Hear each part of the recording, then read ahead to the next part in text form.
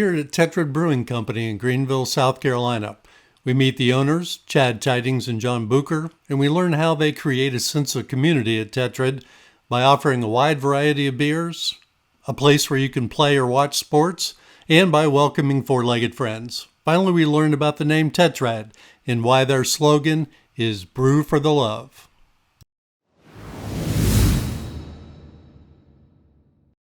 So how long have you known each other and how did you meet? We met in 2005. Yes. Chad was dating my sister at the time, and he came to visit me in college. SUNY Oneonta in upstate New York. I was living in a big house with a bunch of people. Chad came in not feeling too great that night, but took him out on the town. We had a good time. What did we eat? Cold cheese pizza. That was great. That was, by the end of the night, I was feeling a little better. So I hadn't been eating all day. I don't know what it was, but I was like, I'm going to get you a slice of cold cheese pizza. I said, please do. And it's just a hot slice of pizza in Oneonta where they just put cold mozzarella on top. And it's so good. It's just so good. So good. So, yeah, that's how we first met. Great. Yeah. That's fun. So Chad, you bought John a beer kit for his 23rd birthday. Why did you think he would like a beer kit? He was craft beer before craft beer was big. He's one of the first people I met that enjoyed a good craft beer outside of the other light stuff, So, he just seemed like he had a passion for things like that. And I just thought it was a pretty cool birthday gift, actually. And we could make beer from it and drink it. So, So John, how did it turn out? Oh, it was terrible. it was horrible. Yeah, the first couple of batches were not very good. But most of the beer I was drinking back then wasn't very good. So, it inspired me to learn more and do better. I love the process of it. I just had a ton of fun with it. So, it encouraged me to go out and learn more and seek out homebrew clubs and other homebrewers and do research and more batches and experiment. Kind of grew from there. I think it was a spark that kind of that happened inside John, I believe, that kind of led us down the path where we are now. I think he's just like, how can I make this better? What can I do to refine this? And it's true in the beer that we make today. He's always looking to refine it and always looking to make it the best it could possibly be. So that's what the beer kit did for us. So that spark became Tetrad. It eventually did, yeah. We started home brewing, and then we would go on vacations together. And usually any new town we go into, we'd find a brewery and have some local beers and growler, like most home brewers do. We, kind of jokingly, I think at first, I don't know, Chad was probably more serious, but be like, oh, we should open our own brewery someday. And it was you were up in Burlington. It was Thanksgiving Eve of 13. I called when I was on my way home from work, and I just said, hey, can't stop thinking about this brewery. We need a 5-year plan. You could stay in Burlington, go to brewing school and be a brewer. We can continue home brew. I was like, what do you want? Where's your head at? And he's like, let's open a brewery. So that, for me, started the whole process. And while he was still in Burlington and still having to go to brewing school and stuff like that. So that's kind of where it started for me in my mind. I'm like, all right, how do I make this happen? When are you going to get down here? So that was kind of the initial starting point for us in this actual process of opening a brewery. So where does the name Tetrad come from? So it literally is an ancient Greek word. It means a group of 4 distinct elements. So I think for us, we were playing a lot around with the theme of 4. So we each had 2 kids, so kind of 4 members of the family. There's 4 main ingredients in beer. Chad was born in Alaska. We met in New York. I lived out in Utah for a while, Vermont, North Carolina, South Carolina. 4 points of a compass, kind of the travel idea. So we were playing around a lot with the theme of 4. And a lot of names we liked were already taken. So it was like a really hard process to find a name we liked that it wasn't already trademarked. So I think Chad stumbled upon the word Tetrad, and we kind of put it on the list and kept coming back to it. I really like it's an old word. It's not something we're making up, but it's something that not a lot of people knew. So we can kind of take it and create our own branding around it and make it our own. Yeah, we originally had Open Roads Brewing Company, called Open Roads we've been on and stuff like that. So he was still in Burlington. Nobody had that. By the time we got down in 16, Open Road Brewery in Minnesota was opening.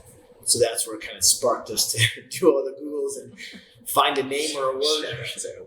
Yeah, Open Road Brewing. But no, that's, we just, like he said, we just stumbled upon Tetrad. It's like, well, that's unique. It's cool, you know? Yeah. So Tetrad is more than just a brewery. You have a lot of events here. So why don't you tell us about some of the special events you do? Yeah, absolutely. I like to throw anything on a calendar I can, be a little bit different. So starts with Trivia Tuesday, which is just exploding with Quizmaster Randy, right?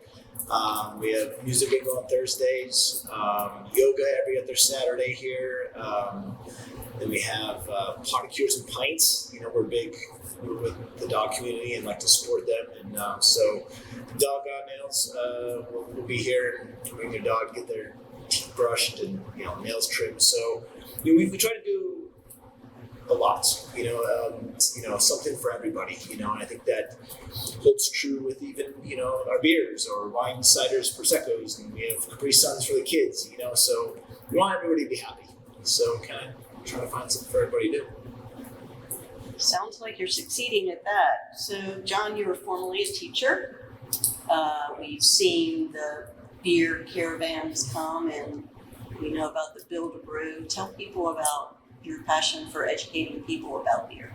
Yeah, so I started my professional career as an elementary school teacher. I went to college for that, got a master's degree in elementary education. Teaching's always been something I'm passionate about. I left teaching when my oldest daughter was born, did the stay-at-home dad thing for a while, so that's when kind of this dream grew during that little hiatus from there. So, as I got into brewing, I was also looking to keep the education portion of it. So we have the Build a Brew series 4 times a year. Members get to brew a beer with me. It's really fun, just interacting with people, getting to teach people kind of whatever level they come at. We have some homebrewers that are very knowledgeable about the process. We have some first timers that have never done it, so that's really fun. And then we do brew tours as well. So that's kind of the same thing. It's usually a lot of people that are new to craft beer, all the way up to the seasoned professionals. So it's fun to bring people in the brewery and show them around and get to teach them what I do. I think like once you get John talking, especially his passion for beer, it's just, it just flows out. I remember we were had some business meetings, stuff like that, and we'd walk out of these meetings, and I'm like, how do you know that word? How do you know that knowledge? Like it's just like a sponge when it comes to brewing, and his knowledge is just so advanced. So I think it's taking that information right and getting it out of his brain and to people who want to listen. So he's a phenomenal teacher. So Chad, not only do you have a beer for everybody's different beer tastes, Absolutely. You have beer that has special meaning behind them. So the Lisa's Shandy series and the ales for ALS. Absolutely. Tell us a little bit about those. Yeah, so we like to give back, as much as we can, and so ales for ALS being one of them. Every year, the organization creates a strain of hops and different hops, and then we participate in that by brewing batches of beer. And usually the hop makeup is somewhere in the IPA-ish type of realm, but John will take these hops and we'll brew a great beer for ales for ALS, and then $1 per pint goes back towards the organization. And then the Shandy line for Lisa's Lemonade, of course. My cousin Lisa, she's battling cancer, so we want to make a beer for her. We'd go to the Outer Banks all the time, and she just loved Shandy. So John's like, what beer would you like? Hoping she'd say an IPA. She said, lemon ginger Shandy. So created it, and then some of those proceeds helped while she was battling, and then it just became a staple, And so we do about 10 to 12 different variations of the shandy, and then we make it feisty with prosecco. So it's been one of those beers that for us has a lot of meaning to it. With the feisty version, she was a teacher and a mother of four, so that that's where that feisty shandy came about. But I think Brew for the Love, is.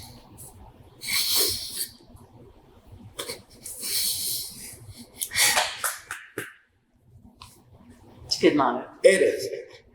It's a good motto. And so, even though she's passed, it still resonates, but she'll always be here. And so we try to get back, and that's kind of what John and I are trying to create to do here is just like, how can we get back? We can get back through beer and making beer and helping organizations and having some charitable events and stuff like that. So. And not only do you guys give back, but you allow other people to give back using your board. So tell us how that kind of came to be. And yeah, absolutely. So I was in a brewery up in Rochester, New York, about 10 years ago. So they had this like paid forward board, like kind of this good karma board to where I would buy John a beer, say, hey, go to this brewery, I bought you a beer, and his name would be up on the board. And when we opened the brewery, I kind of wanted to replicate that. I'm a big kind of universal karma guy. I believe like you do good, good's going to come back to you. So it originally started as a board of somebody buying somebody a beer, a friend a beer, or whatever it may be. And then it's kind of evolved into this like cool groups of people. There's a lot of service members and teachers. And I think what's nice about that is, people come in, it gives us beer tenders a chance to get to know people. And that's what we really kind of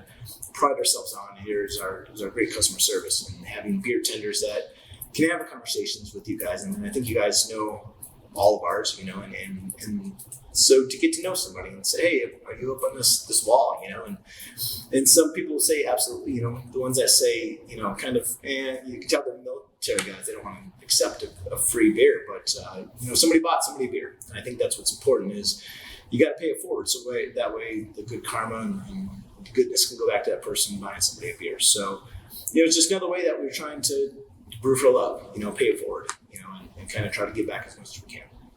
Well, we're obviously glad that you came to Greenville, but it sounds like you were all over the place. What made you decide on locating here in Greenville?